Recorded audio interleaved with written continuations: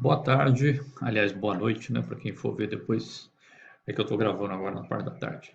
Bom, gente, continuando o assunto sobre isotermas, essa aula é sobre catálise heterogênea e isotermas de adsorção.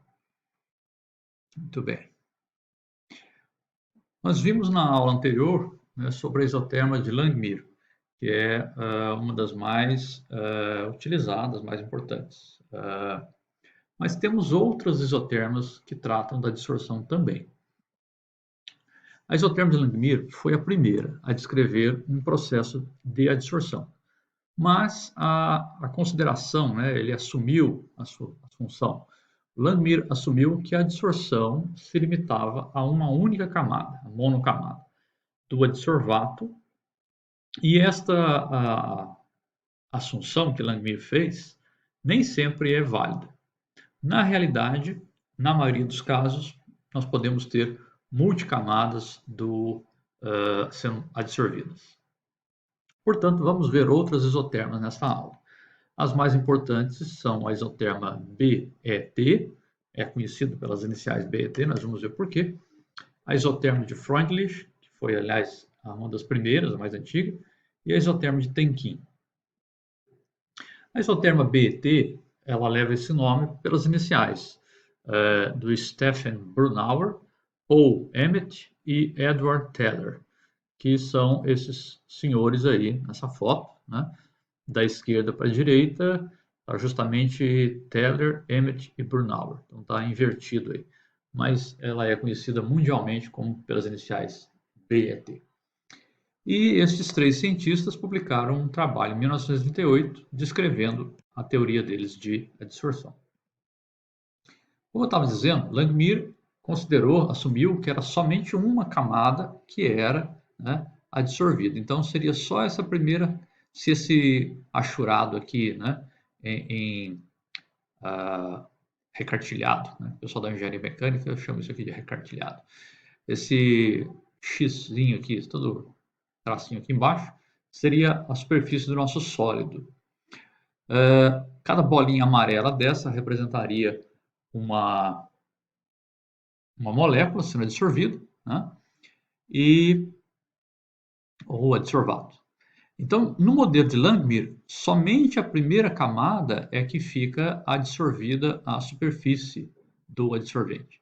Mas, na prática e na realidade, muitas vezes se observa que existe sim mais de uma camada de adsorção. Tá? E essa é justamente uma das principais vantagens da isoterma de BT. Se a camada adsorvida inicialmente puder atuar como um substrato para a adsorção de outras camadas, né, chamada fissorção, é de se esperar que, ao invés de ter uma isoterma que exibe saturação numa pressão elevada, a quantidade de adsorvato aumente indefinidamente. É claro que a energia de adsorção da primeira camada é da molécula sobre a superfície. Já da segunda, terceira, enésima camada, vai ser a interação de energia de adsorção de uma molécula sobre uma camada da própria substância. Né? Então, são energias diferentes. E a isoterma mais comumente adotada, então, para descrever a adsorção em multicamadas, foi deduzida por esse trio de cientistas que estavam estudando e interessados em catálise. E é reconhecida no mundo todo, então, por isoterma BET. Nessa figura, que é do Atkins, né, nós temos aqui a figura 23 e 22, são gráficos da isoterma BET para diferentes valores de uma constante Czinho, C minúsculo. O valor do grau de recobrimento, né, volume dividido pelo volume da monocamada, está aqui no eixo Y, nós temos aqui diferentes curvas. 1, 10, 100 e 1000 são valores desse parâmetro C. E nós temos uma variável que é chamada variável reduzida Z, em que a pressão, no caso de um gás, é dividida pela pressão de saturação da substância que está sendo avaliada. Então, a equação de BT ela tem uma forma um tanto quanto diferente, né? Em que isso aqui é o grau de recobrimento, que nós já vimos, volume do adsorvido pelo volume correspondente a uma monocamada, é igual a isso aqui, uma constante C que multiplica Z dividido por 1 menos Z, que multiplica 1 menos C multiplicado por Z. Tá? Essa é uma das maneiras que é apresentada com a isotérmica BT. Acho que é a que está no Atkins. O Z é a razão entre a pressão dividida pela pressão asterisco, em que essa pressão asterisco é a pressão parcial, P é a pressão parcial e P asterisco a pressão de vapor ou de saturação do gás na temperatura da isotérmica. C, alguns chamam de constante BT, mas essa constante C depende do gás. Se você está usando nitrogênio, N2 é um valor de C.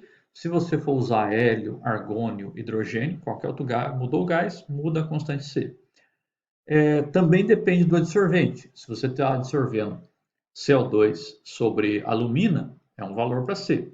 Mas o mesmo CO2 adsorvido em TiO2, dióxido de titânio, vai ser outro C. E também muda, depende da temperatura, para o mesmo par. Portanto, não é uma constante universal, essa tal de constante C. Tá?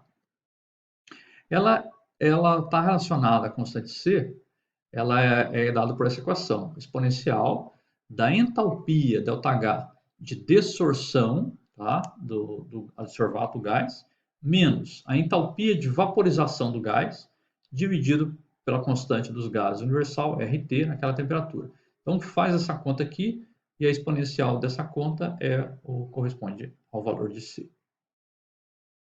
Outra forma que alguns autores apresentam a isotérmica de BT é dessa maneira aqui. Então, 1 dividido por V, que multiplica P estrela sobre P, menos 1, é igual a C menos 1 sobre C, que multiplica o volume de monocamada embaixo, vezes, cuidado que aqui é invertido, entende? Aqui, ó, P estrela, P asterisco está no numerador, aqui ele está no denominador, tá?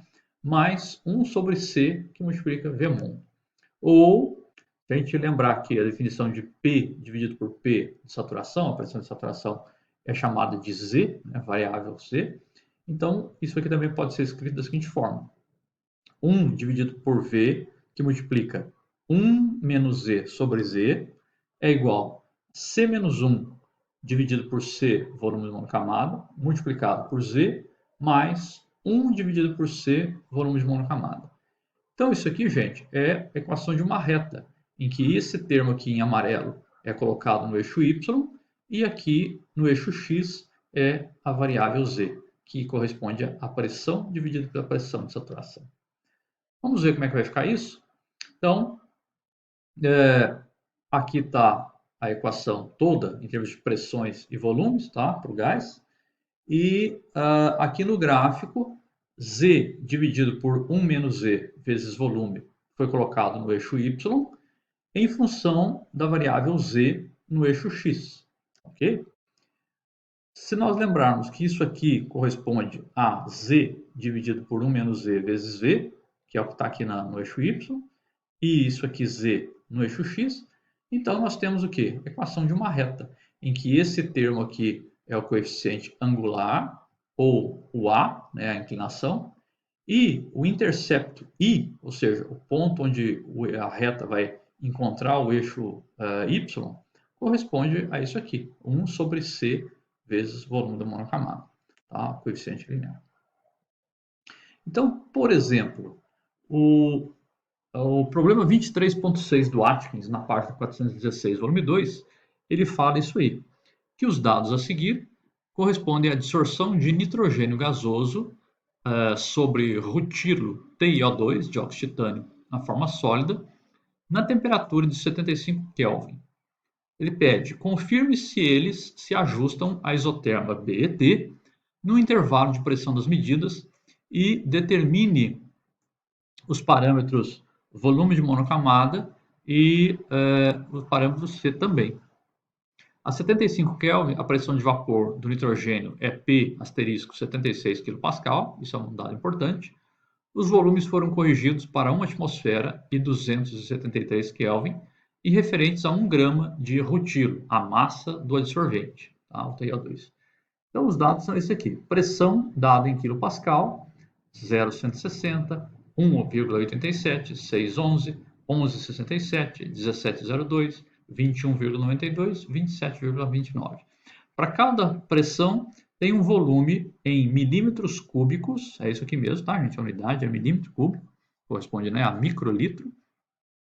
601, 720, 822, 935, 1046, 1146, 1254. Bem, antes de passar para frente e continuar, já está acabando o tempinho aqui do screencast, que é limitado. Então eu vou interromper um pouquinho aqui, gente, dar uma pausa e já volto já com a continuação desse exemplo aí do Atkins, tá? Até já!